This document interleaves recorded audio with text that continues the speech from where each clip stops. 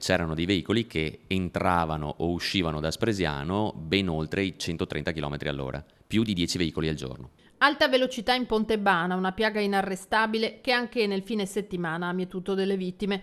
Il sindaco di Spresiano, Marco Della Pietra, cita dati della provincia del 2016, ma a distanza di 3 anni ben poco è cambiato, anche perché sulla statale 13 il comune aveva chiesto di poter installare un autovelox fisso per spingere gli automobilisti a sollevare il piede dall'acceleratore, ma invano il via libera non è mai arrivato e lo aveva fatto di fronte a numeri impressionanti. Avevamo su circa 8-9 mila passaggi sia verso Ponte Priula che verso Spresiano, avevamo circa un 6,50% di veicoli che non rispettavano i limiti. Avevamo oltre 600 veicoli al giorno che non erano in regola, ecco, con i limiti, che non rispettavano i limiti di velocità.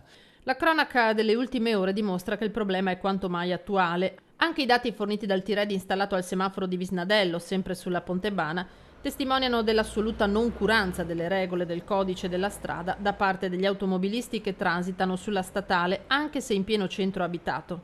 Ogni giorno 8-10 persone passano con il rosso pieno. Quanto a Spresiano, il sindaco intende tornare alla carica.